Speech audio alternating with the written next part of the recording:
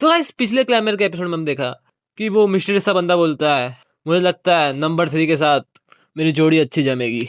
तो अब हम देखते हैं आगे आगे हम देखते हैं मोरी को, जो सोच रहा होता है वो पल जब मैंने वो रस्सी अपने से दूर फेंक दी, सब कुछ जो मेरे आसपास था वो गायब होने लगा। कोई नहीं था उधर, बस मैं और माउंट ताकातोरी था उधर। वो पल जब मैं सही में अकेला हो गया था। और फिर देखते अनाउंसर को जो बोल रहा होता है, हम आगे बढ़ेंगे नंबर 6 के साथ। और फिर मोरी आगे सोचता है, पर मिजुकी वो वहां क्या कर रहा था? मुझे लगता है तुम अभी भी मुझे माफ नहीं कर पाए, क्यों है ना? और फिर देखते वो मिस्टीरियस सा बंदा आता है, मोरी के पास बोलता है, अच्छा तो तुम इधर हो। मोरी से देखता है, बोलता है मिजुकी। वो बंदा मिजुकी जैसा लग रहा होता है, पर फिर वो बंदा आगे बोलता है, तुम वही हो ना जिसने नंबर 3 पे रहा था, है ना? मैं तुम्हें कब से ढूंढ रहा था। मेरा नाम हारा कियोतो है और तुम ऑलमोस्ट पहुंच ही गए थे माउंट ताकातोरी के ऊपर तक, पर ये बहुत बुरा हुआ कि उन लोगों ने तुम्हें डिस्क्वालीफाई कर दिया। मोरी बोलता है हाँ। फिर तभी वो पुलिस वाले आ जाते हैं, जो हारा को देख रहे होते हो नीचे से कि वो छत के ऊपर था। वो बोलते रुक जा बच्चे। हारा बोलता है वो नो, और वो मोरी का हाथ पकड़ता है और बोलता है चल मेरे साथ फटाफट।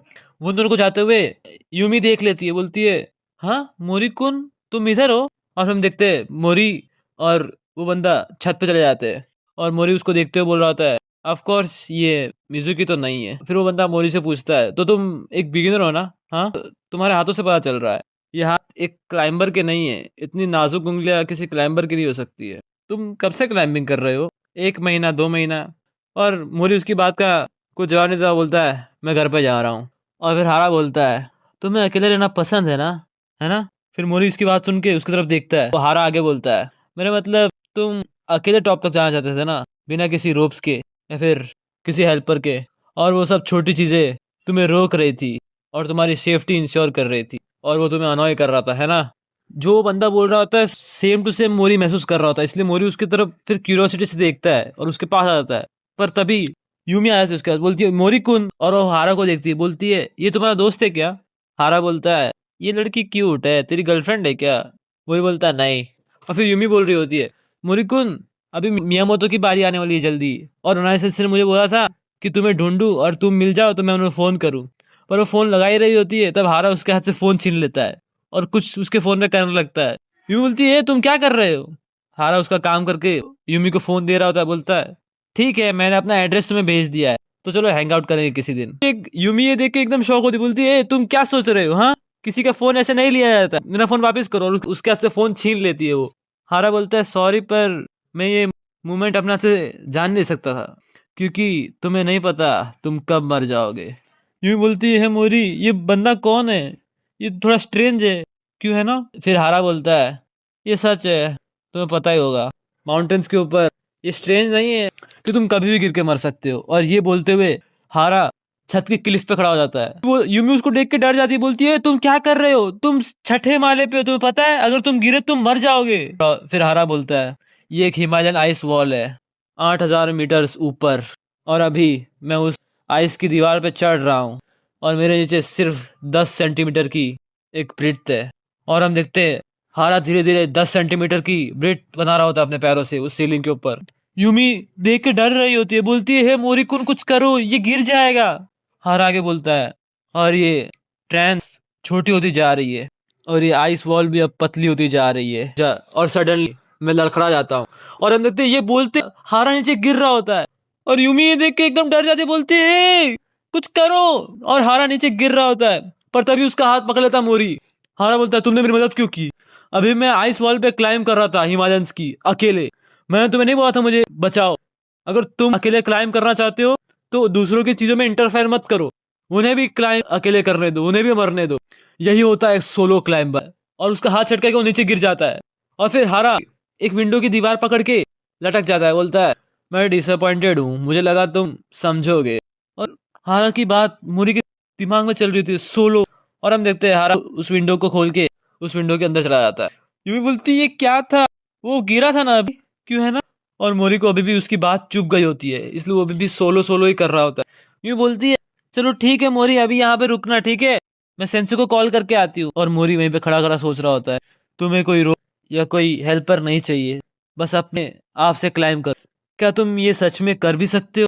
और फिर मोरी के पास मैनेजर आते हैं, बोलते ओ मैं तुम्हें कब से ढूंढ रहा था, हेलो, और मोरी उनकी तरफ देखता है। मैनेजर आगे बोलता, मैंने तुम्हें क्लाइम करते हुए देखा, तुमने बहुत अच्छा किया पहली बार के हिसाब से, पर तुम्हें वो रस्सी नहीं फेंकनी चाहिए थी उस तरह, वो एक एक्ट ऑफ सुसाइड था बच्चे।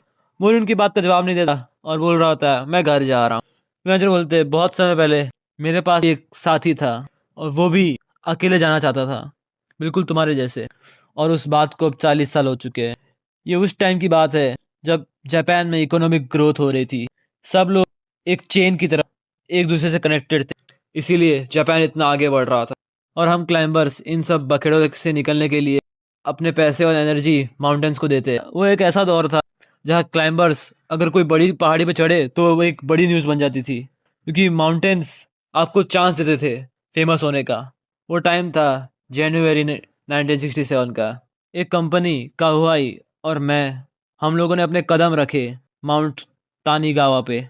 हमारा गोल था सर्दियों के बीच में ताकीजावा के थर्ड स्लैब पे क्लाइम करना। ऐसा कहा जाता था कि वो माउंटेन अनक्लाइमेबल है इन कंडीशन, और वो जापान की मोस्ट डिफिकल्ट आइस वॉल थी। और फिर हम देखते हैं मैनेजर को जो बोल रहे होते हैं अपने साथी से कि हम जल्दी पहुंचने वाले हैं और हम फेमस होने वाले हैं।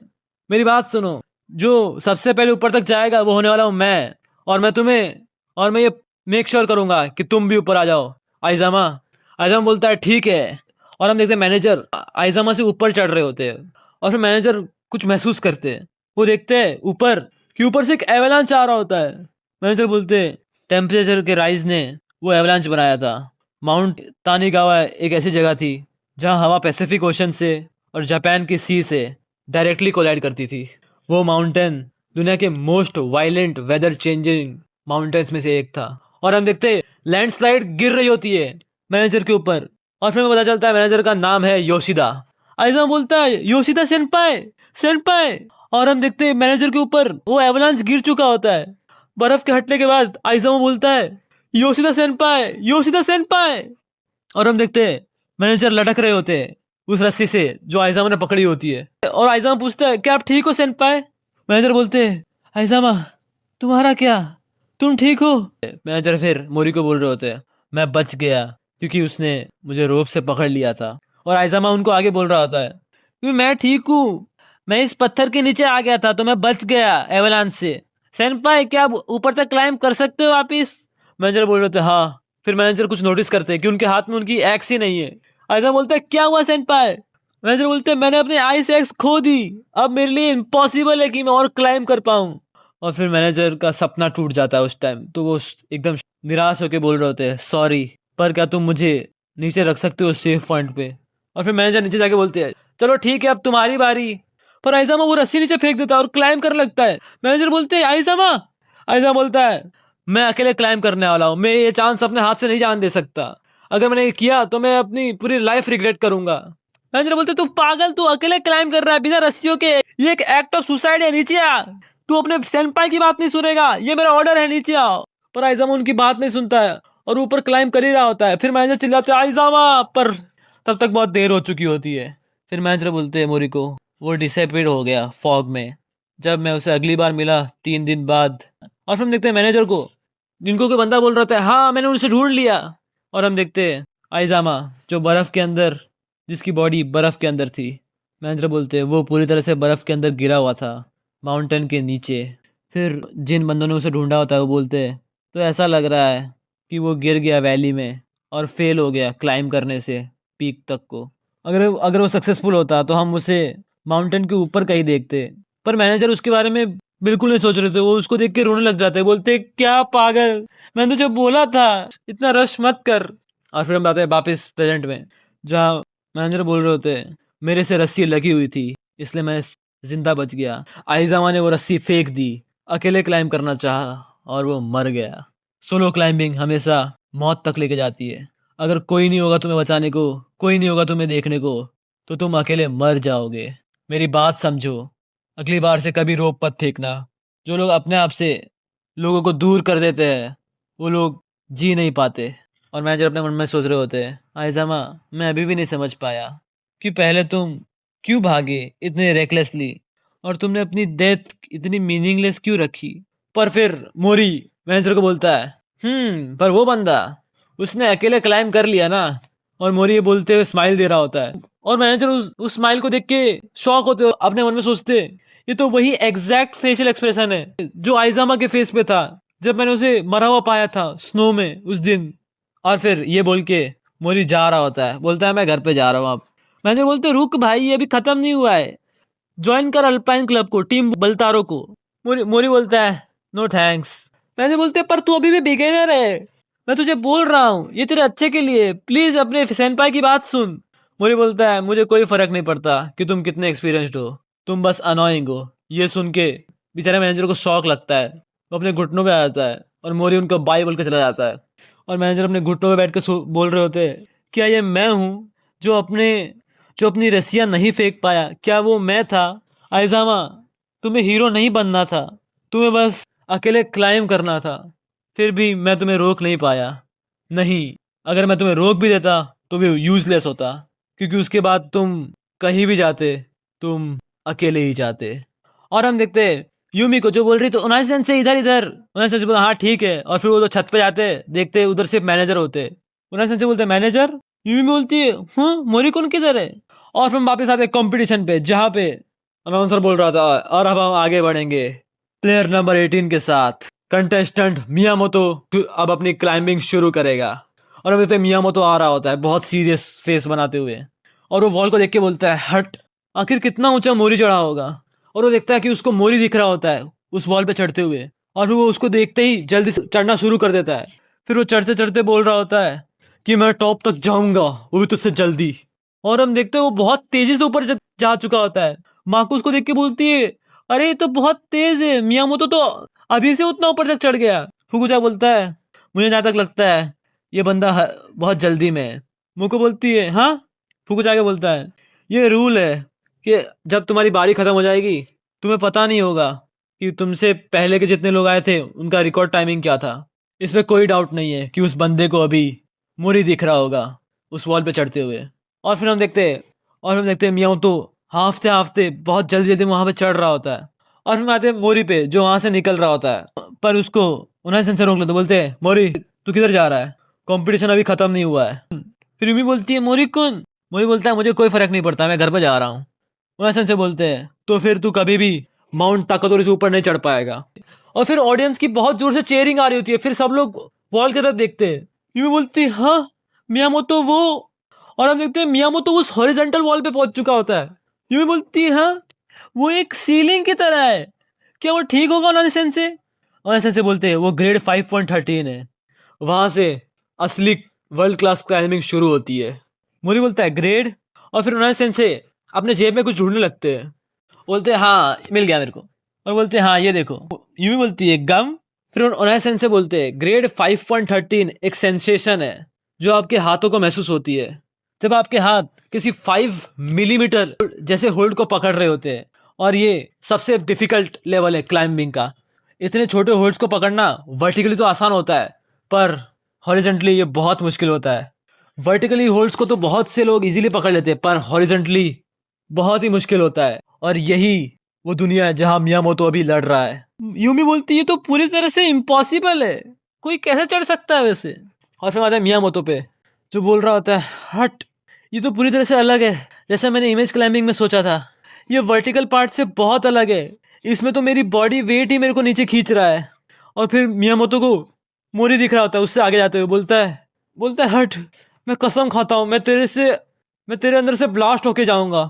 और फिर मियामोतो जल्दी करने के चक्कर में अपने आप को स्लिप करवा लेता है। फुकुचा बोलता है नहीं वो गिर रहा है। मुको बोलती है हाँ नहीं। मोरी देख के शौक होता है, पर मियामोतो 2 होल्ड्स के बीच में अपनी नी और पैर फंसा लेता है। फुकुचा बोलता है वो रुक गया, बहुत बढ़िया, उसने अपने आप को सपोर्ट दे दिया नी बार से। उनासन से बोलते हैं अगर वो अपनी नी और टोस को फिक्स कर ले उस तरह से तो उसके पास टाइम होगा कि वो अपने हाथों को थोड़ी रेस्ट दे दे ताकि उनमें फिर से ब्लड आ जाए। मोरी तुम्हें भी इस टेक्निक को मास्टर करना होगा अगर तुम्हें और ऊपर तक चढ़ना है तो। और फिर हम देखते हैं कि मियामोतो ऊपर चढ़ ही रहा होता है और बोलता है हट, अब मेरे लेफ्ट हैंड में कोई स्ट्रेंथ नहीं बची है, अब मैं क्या करूं, मुझे थोड़ा लेफ्ट जाना है।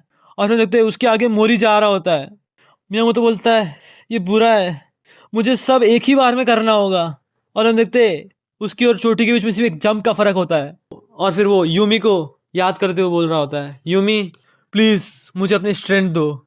और वो मोरी को बोल रहा है, तो मुझसे ऊंचा नहीं जा सकता। और ये बोल के ही और ये बोलते ही मियामोतो कूद जाता है उस चोटी को पकड़ने के लिए। फुकुचा बोलता है वो कूद गया। मियामोतो बोलता है वहां तक पहुंच जा।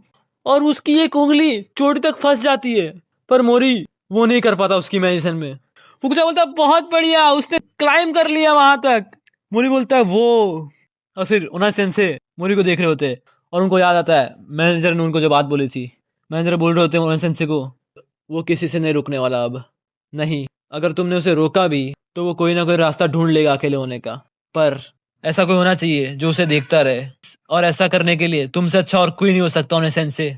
और फिर उन्हें सेंसे मोरी को बोलते हैं, मोरी मैं तुझे अब अपनी आंखों से दूर ही नहीं होने दूंगा। As a teacher, as a climber, मैं अपनी पूरी बॉडी सेक्रीफाइस कर दूंगा तेरी जान बचाने के लिए। तो गाइस आज का क्लाइंबर का एपिसोड यहीं पे खत्म होता है। आगे क्या होता है हम देखेंगे नेक्स्ट एपिसोड में। तो तब तक के लिए बाय बाय।